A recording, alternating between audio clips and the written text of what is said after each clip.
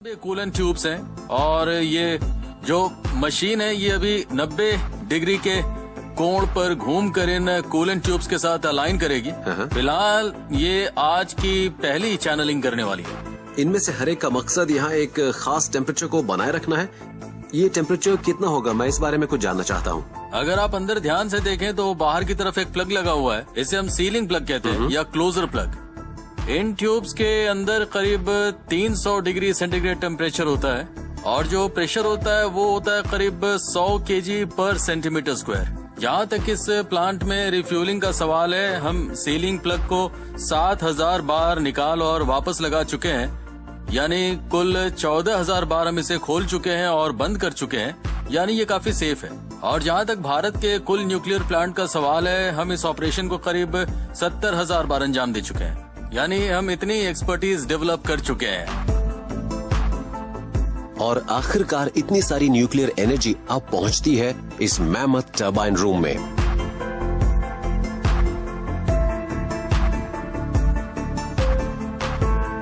अब मैं turbine room के अंदर जा रहा हूं। यही वो जगह है जहां पर बिजली पैदा होती है, लेकिन एंटर करने से पहले बेहतर होगा कि मैं ये ईयरमफ्स लगा लूं, क्योंकि मुझे बताया गया है कि अंदर काफी शोर होता है।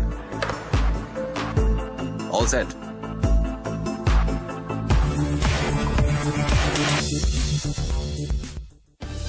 तारापुर न्यूक्लियर प्लांट में न्यूक्लियर इलेक्ट्रिसिटी का प्रोडक्शन बहुत बड़े स्केल पर होता है और पैदा होने वाली इस न्यूक्लियर एनर्जी को इन टरबाइन रूम्स में बिजली में बदल दिया जाता है, जहां अब मैं दाखिल हुआ हूं। ये जगह मुझे वाकई एक न्यूक्लियर पावर प्लांट जैसी लग रही है। टरबाइन्स के अंदर जो स्टीम बन रही है, उनसे पैदा होने वाली गर्मी मुझे महसूस हो रही है। इन टरबाइन्स के पीछे 2 टर्बो जनरेटर मौजूद हैं और वहां उस मीटर में हम उस इलेक्ट्रिसिटी को देख सकते हैं जो मेगावाट्स में जनरेट हो रही है। बिजली के जनरेट हो जाने के बाद इसे एक ट्रांसमिशन नेटवर्क या ग्रिड के जरिए ट्रांसपोर्ट कर दिया जाता है, यानी उन वायर्स के जरिए जो इस हाई वोल्टेज पावर को लंबी दूरियां तय करके सब स्टेशंस तक पहुंचाती हैं। फिर सब स्टेशंस में इस वोल्टेज को स्टेप डाउन करके घरों तक सही वोल्टेज के रूप में लोगों को दिया जाता है। तो दूसरी तरह की एनर्जी के मुकाबले न्यूक्लियर पावर में क्या खास बात है?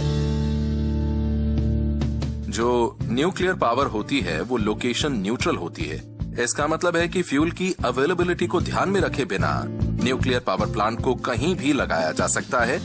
दूसरी बात ये कि न्यूक्लियर पावर एक बेस लोड जनरेटिंग टेक्नोलॉजी है। इसका मतलब है कि ये हफ्ते में 24 घंटे 7 दिन बिजली पैदा करती है, यानी साल में 365 दिन।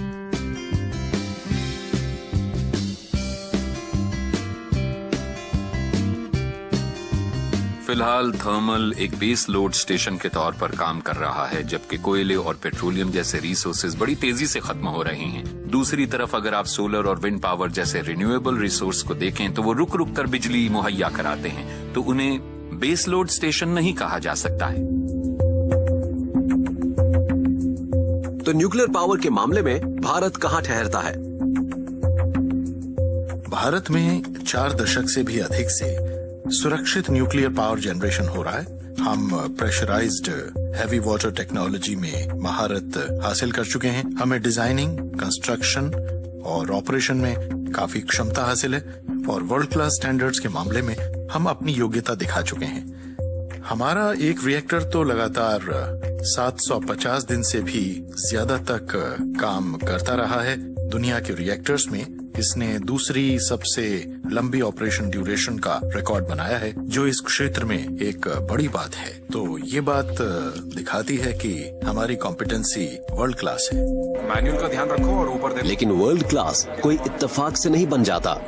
तारापुर में कॉम्प्लेक्स टेक्नोलॉजी को हैंडल करते हैं एक्सट्रीमली स्किल्ड पर्सनल, और ये भी इत्तेफाक से नहीं हुआ है कि तारापुर में काम करने वाला हर शख्स यहाँ ट्रेनिंग के एक लंबे और मुश्किल पीरियड के बाद पहुंचा है।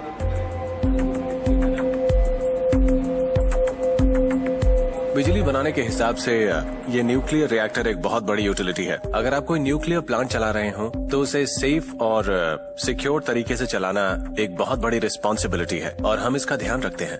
और हम इंश्योर करते हैं कि चाहे इंडक्शन हो, ट्रेनिंग हो, कंटिन्यूअस ट्रेनिंग हो या फील्ड एक्सपीरियंस, हम प्लांट्स को चलाने के लिए जिन भी लोगों को यूटिलाइज करें वो बहुत ही बढ़िया होने चाहिए। इसलिए हमारा क्वालिफिकेशन और लाइसेंसिंग प्रोग्राम बहुत ही इलैबोरेट है। ये licensing atomic energy regulatory board जारी करता है।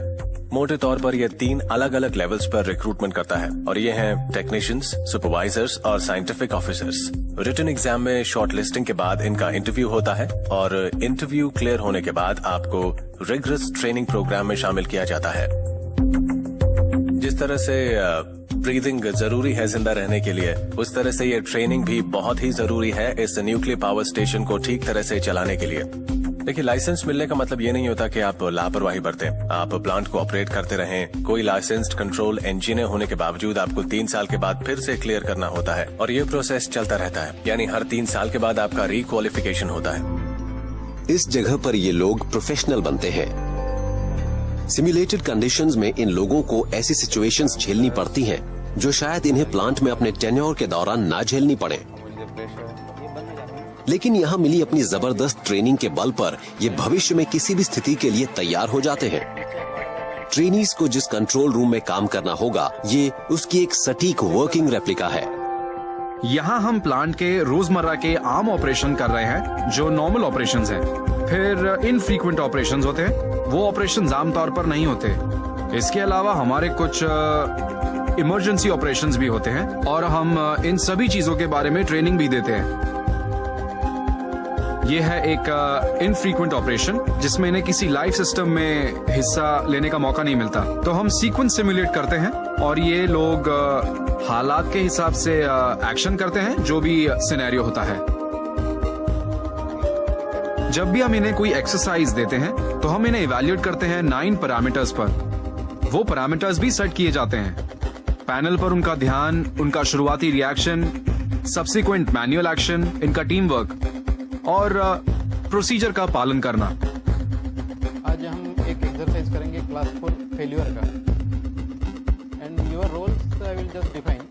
You are the assistant engineer, you are the overall control of the panels in the station. तो तारापुर को कामयाबी से चलाने के लिए वर्कर्स की सेफ्टी और ट्रेनिंग बहुत अहमियत रखती है।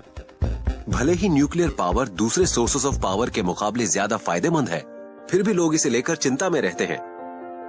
In the nuclear world an accident anywhere is an accident everywhere. और ऐसे ही कुछ न्यूक्लियर हादसे न्यूक्लियर हिस्ट्री पर अपनी छाप छोड़ चुके हैं। लेकिन इन हादसों की वजह से पूरी दुनिया में मौजूदा न्यूक्लियर पावर फैसिलिटीज के लिए सेफ्टी से जुड़े कुछ अहम सबक हम सबको मिले हैं। न्यूक्लियर पावर टेक्नोलॉजी के मामले में हमारा दुनिया के साथ बहुत अच्छा सहयोग है। पूरी दुनिया में आज तक जो भी हादसे हुए हैं, चाहे वो 3 माइल आइलैंड एक्सीडेंट हो, चेरनोबिल एक्सीडेंट हो या हाल का फुकुशिमा एक्सीडेंट हो, इन सब के मामले में अंदरूनी डिटेल्स को पूरी इंटरनेशनल कम्युनिटी के साथ बहुत अच्छी तरह शेयर किया गया, एक्सपीरियंस हासिल किए गए और जो कमियां रहीं उन्हें एनालाइज किया गया। जहां तक भारत का सवाल है, हमने सेफ्टी फीचर्स को और मजबूत करने के लिए कई नए कदम उठाए हैं। हमने नए रिएक्टर्स में और मौजूदा रिएक्टर्स में भी इन हादसों के बाद कुछ एडिशनल फीचर्स प्रोवाइड कराए हैं। तो ये न्यूक्लियर प्लांट कितना सेफ है? Tarapur defence in depth philosophy के आधार पर भी काम करता है, जिसका मतलब है कि यहाँ हादसों को रोकने के लिए कई बैरियर मौजूद हैं। इसकी शुरुआत होती है यूरेनियम से, जो सेरामिक पैलेट फॉर्म में है। इन्हें फ्यूल रॉड बनाने के लिए सील्ड जर्कोनियम एलॉय ट्यूब्स में रखा जाता है और वो बंद होती हैं स्टील प्रेशर वेसल के अंदर, और इसे बंद रखा जाता है एक कंटेनमेंट स्ट्रक्चर में, जिसकी दीवारें तकरीबन 2 मीटर मोटी होती हैं। आपने प्याज देखी होगी, उसमें बीच वाले हिस्से तक पहुंचने के लिए आपको कई परतें हटानी पड़ती हैं। यही फिलॉसफी न्यूक्लियर पावर प्लांट्स में अपनाई जाती है। इसमें कई परतों के जरिए रेडियो एक्टिविटी को माहौल में पहुंचने से रोका जाता है और इसमें फिजिकल बैरियर भी शामिल है। देखिए, डिफेंस इन डेप्थ फिलॉसफी का मकसद होता है हादसे को रोकना। अब मान लीजिए हादसा हो ही जाता है तो हमें उसके नतीजों को सीमित रखना होता है और साथ ही ये कोशिश भी करनी होती है कि वो माहौल में और ज्यादा न फैले। इस प्लांट में 2 ग्रुप सेफ्टी कॉन्सेप्ट हैं। सेफ्टी से जुड़ा हर ग्रुप किसी न्यूक्लियर रिएक्टर के बुनियादी सेफ्टी फंक्शंस को अंजाम दे सकता है। इसे हम कहते हैं 3C, यानी control of reactivity, core cooling और कंटेनमेंट। तो हर ग्रुप ये सारे फंक्शन कर पाने के लिए पूरी तरह से सक्षम है। इसे हासिल करने के लिए प्लांट के लेआउट को इस तरह बनाया गया है कि आधे सेफ्टी सिस्टम एक अलग स्ट्रक्चर में मौजूद हैं और बाकी आधे प्लांट के दूसरे एरिया में मौजूद हैं। इस डोम की दीवारों को बहुत मजबूत बनाया गया है ताकि रेडियो एक्टिविटी अंदर से बाहर ना निकल सके। मोटाई के अलावा दीवार की एक दूसरी परत भी है जिसमें दो दीवारों के बीच नेगेटिव प्रेशर भी है ताकि अगर कोई लीकेज हो भी जाए तो बाहर वाला प्रेशर अंदर मौजूद रेडियो एक्टिव हवा को बाहर निकलने से रोक दे। दरअसल हमारे दो बैरियर हैं, अंदरूनी दीवार और बाहरी दीवार। मान लीजिए अगर कभी लीकेज हो भी जाती है तो हमारा 1.6 किलोमीटर का एक्सक्लूजन जोन है। लोगों को उसके बाहर ही रहने की इजाजत दी जाती है। इस एक्सक्लूजन जोन की सीमाओं से परे एनवायरनमेंट पर रेडिएशन के प्रभावों के सिलसिले में कड़ी चौकसी बरती जाती है। डिपार्टमेंट ऑफ एटॉमिक एनर्जी ने एनवायरमेंटल सर्वे लेबोरेटरी नाम की एक संस्था बनाई है जो नुकसानदेह न्यूक्लियर रेडिएशन की जांच के लिए एनवायरनमेंट को लगातार टेस्ट करती रहती है। हमने अपना काम यहाँ 1964 से शुरू किया, यानी प्लांट के शुरू होने से बहुत पहले, और हम ये काम 4 दशक से ज्यादा से करते आए हैं। हम इस स्थानीय माहौल के हवा, पानी, दूध, मछली, घास, समुद्री पानी के सैंपल्स इकट्ठे करते आए हैं। माहौल निगरानी करने से जुड़ी बुनियादी बात यह है कि इस बात को दिखाया जा सके कि भारत में या फिर पूरी दुनिया में रेगुलेटरी एजेंसीज ने जो लिमिट तय कर रखी है, रेडिएशन उनसे ज्यादा न हो। तारापुर न्यूक्लियर पावर स्टेशन और अन्य न्यूक्लियर फैसिलिटीज सुरक्षित हैं और तारापुर में उनके ऑपरेशंस के कारण पर्यावरण पर कोई बुरा असर नहीं पड़ता। शायद न्यूक्लियर पावर जनरेशन का एक बड़ा फायदा ये है कि ग्रीन हाउस गैसेस नहीं निकलती हैं और आसपास का माहौल हरा भरा रहता है। एंड वेल, ये बटरफ्लाई पार्क इस बात का सबूत है।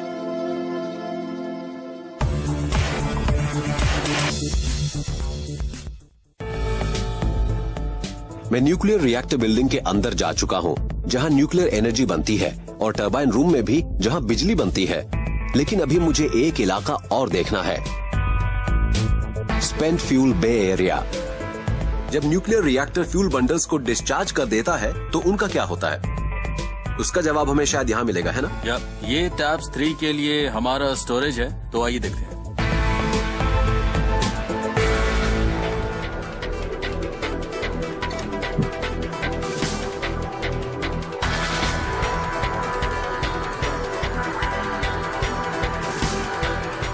यहाँ क्या हो रहा है?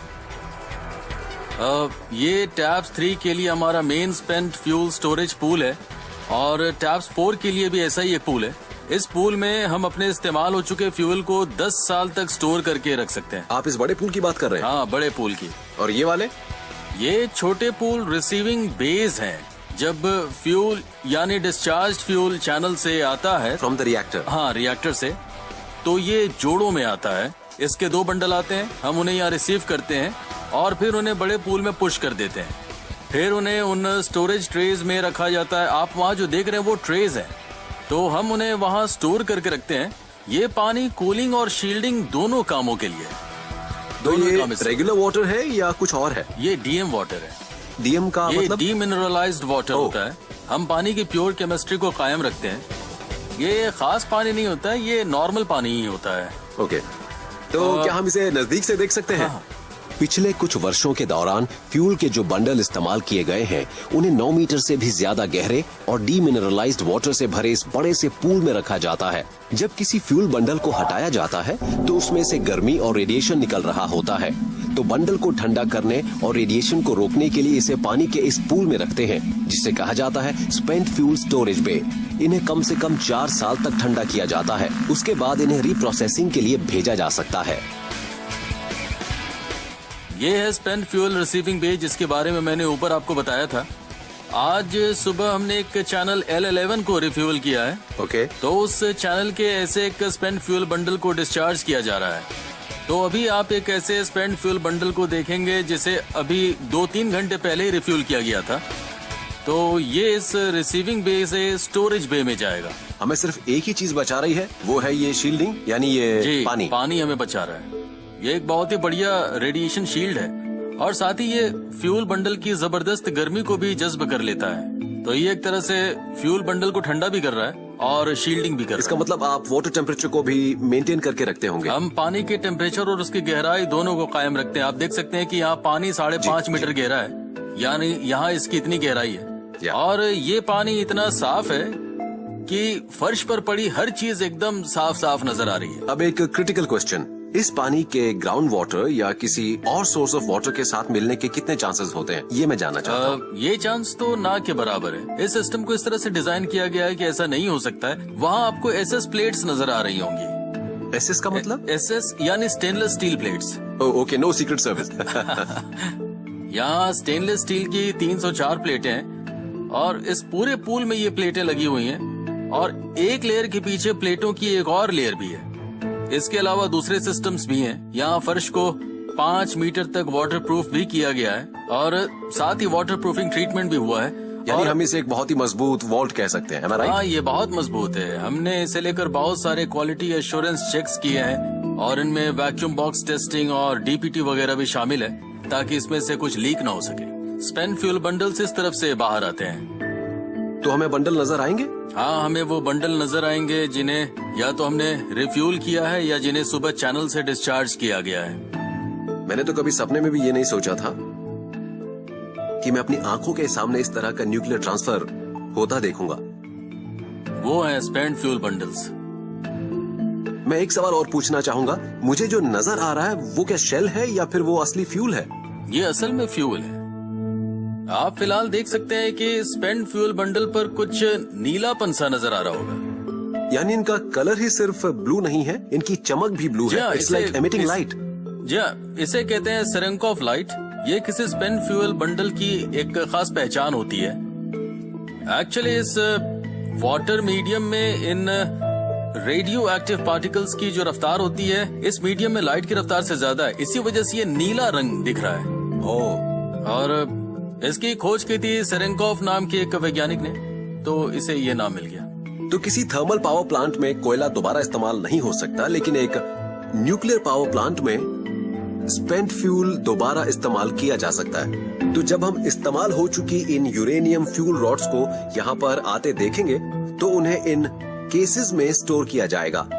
उसके बाद प्लूटोनियम को उनसे निकाला जाएगा जिसे फिर से न्यूक्लियर फ्यूल के तौर पर यूज किया जा सकेगा।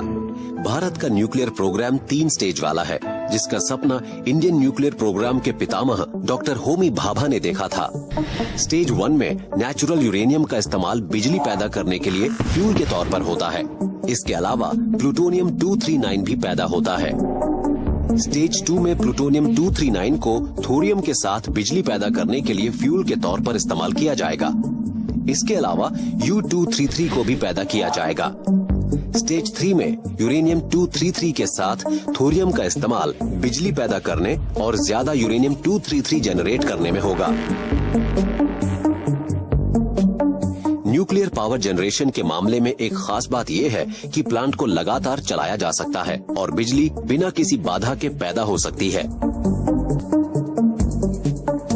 प्लांट को कामयाबी से चलाने के लिए मशीनों की देखरेख बहुत जरूरी होती है। न्यूक्लियर एनर्जी और सेफ्टी का पुराना साथ है। रेगुलर चेक्स और मेंटेनेंस ऑपरेशंस का एक अहम हिस्सा होते हैं। अभी मैं एक ऐसी टीम से मिलूंगा जो इस काम के लिए तैयार हो रही है। क्या आप मुझे बता सकते हैं कि आज मेंटेनेंस के सिलसिले में क्या हो रहा है? हाँ, ये हमारा फ्यूल हैंडलिंग मेंटेनेंस जॉब है और अगर आप ये देखना चाहते हैं कि हम ये काम कैसे करते हैं तो हम रिएक्टर बिल्डिंग के अंदर एक बड़ा मेंटेनेंस जॉब कर रहे हैं यूनिट नंबर 4 में। अगर आप वहाँ चलना चाहें तो मैं आपको ले चलूंगा, लेकिन ये जगह दीवार के नीचे है, रिएक्टर के नीचे है और उसके लिए हमें कुछ प्रोटेक्टिव क्लोथिंग पहननी होगी। That sounds really interesting. Let's go. चलिए। मिस्टर राजगोपालन, इस वक्त मैं जोन 4 से आ रहा हूँ, तो क्या आप मुझे बता पाएंगे कि मेरा रेडियो एक्टिव एक्सपोजर कितना था अगर उस जोन में जाने के बाद कोई था तो? हाँ, देखिए हमने आपको 2 पर्सनल मॉनिटर दिए थे, इसे TLD कहा जाता है, और ये है डायरेक्ट रीडिंग डोजीमीटर। तो आप देख सकते हैं कि ये जब आपको दिए गए तो ये 0 पर रहे होंगे, पर अब इनकी फाइनल रीडिंग है 2.33 माइक्रो सीवर्ट्स। ये वो डोज है जो आपने आज रिसीव की है, ठीक है? Micro sieverts, micro sieverts. आपने इतनी ही डोज रिसीव की है। इसे यहाँ भी रिकॉर्ड किया जाता है, पर अगर आप यहाँ कोई नौकरी कर लें तो आप इसे रोजाना अपने साथ ले जाएंगे। आपने यहाँ काम करने के लिए RWP लिया होगा। रोजाना ये डोज हमारे सॉफ्टवेयर प्रोग्राम में आपके TLD नंबर में जुड़ती जाएंगी। तो महीने के आखिर में हम इसे रीडिंग के लिए भेज देंगे। तो जो भी डोज रजिस्टर होगी उसे कहा जाएगा लीगल डोज। और परमिसिबल लिमिट कितनी है? हमारी 2 कैटेगरी हैं, एक है टेम्परेरी वर्कर और दूसरी है डिपार्टमेंटल वर्कर। डिपार्टमेंटल वर्कर के लिए 1 साल में लिमिट होती है अप टू 30 मिली सीवर्ट्स डोज, लेकिन टेम्परेरी वर्कर्स के लिए ये होती है 15 मिली सीवर्ट्स। तो आपके लिए हमने यही डोज लिमिट तय की है। और आप अलग अलग जोन को किस तरह मॉनिटर करते हैं? मैंने हर कहीं मशीनें लगी देखी हैं। अगर हम जोन 4 से लोअर जोन 1 की तरफ जाएं तो? हाँ, ये सभी इलाके, ये तमाम जोन कंटामिनेशन की हमारी रेडियोलॉजिकल संभावना पर बेस्ड हैं। हम उसी के हिसाब से तय करते हैं। जब आप हर जोन से निकलते हैं तो आपको खुद ही चेक करना चाहिए कि आपके साथ कहीं रेडिएशन बाहर ना जाए। तो हम इसे कहते हैं कंटामिनेशन चेक। इसीलिए इसे कहा जाता है इंटर जोनल मॉनिटर सर्किट। ये जरूरी है कि आप जब भी किसी जोन से निकलें तो कंटामिनेशन की अच्छी तरह से जांच करें। ये हमारी जोनल फिलॉसफी है और इसी तरह से हम रेडिएशन को कंट्रोल करते हैं। वैज्ञानिक डेटा के आधार पर रेडिएशन और कंजेनिटल अनोमलीज के बीच में कोई भी रिश्ता नहीं है। चिंता की दूसरी बात ये है कि रेडिएशन से कैंसर होता है। तो अगर आप आंकड़े देखें तो यहाँ काम करने वाले लोगों के बीच कैंसर की दर देखें। जो लोग रेडिएशन के ज्यादा नजदीक काम कर रहे हैं, अगर आप उनकी सेहत की जांच के लिए इनके सैंपल लें, एपिडेमियोलॉजिकल सर्वे को आधार बनाएं, तो हमने पाया है कि जिन जगहों पर कोई न्यूक्लियर पावर प्लांट नहीं है, वहां के मुकाबले इन लोगों में सिर्फ 20% ही ऐसी आशंका है। हम ग्रेजुएट इंजीनियर हैं, हमें दुनिया में कहीं भी काम मिल जाएगा, लेकिन हम यहाँ इसलिए काम कर रहे हैं क्योंकि यहाँ रेडिएशन की संभावनाएं न के बराबर हैं। अगर आप हमारे पूरे प्लांट को देखें तो तारापुर 3 और 4 में काम करने वाले किसी औसत इंसान को 1 साल में करीब 0.6 से 0.8 मिली सीवर्ट का ही सामना करना पड़ता है। हालांकि ये लिमिट 20 मिली सीवर्ट या 30 मिली सीवर्ट है, और जिन लोगों में 5 मिली सीवर्ट से ज्यादा रेडिएशन मिला है उनकी तादाद मुश्किल से 1% है। तो हमारा कंट्रोल इतना सख्त है, बेशक हमारी लिमिट ऊंची है, लेकिन हम वहां तक किसी को पहुंचने नहीं देते। बस यही है। ओके, और कुछ पूछना हो तो बताइए। Thank you sir. तो आज मैंने इस न्यूक्लियर प्लांट में अपना पूरा दिन बिताया है और मुझे अभी अभी ग्रीन सिग्नल दे दिया गया है। मैं कंटामिनेशन से पूरी तरह फ्री हूँ। सच कहूँ तो आते वक्त मेरे दिल में डर जरूर था कि मैं पहली बार किसी न्यूक्लियर प्लांट के अंदर जा रहा हूँ, पर यह भी किसी दूसरे इंडस्ट्रियल प्लांट जैसा ही निकला। बस यहाँ मुझे ये प्रोटेक्टिव क्लोथिंग पहननी पड़ी, इसके अलावा कुछ नहीं। अब मैं यहाँ से जा रहा हूँ, लेकिन तारापुर अब भी लगातार बिजली बना रहा है। निकट भविष्य में भारत की योजना न्यूक्लियर इलेक्ट्रिसिटी की सप्लाई को कई गुना बढ़ाने की है। भारत में बिजली बनाने वाले सबसे बड़े न्यूक्लियर प्लांट के रूप में तारापुर लगातार इस दिशा में काम करता रहेगा।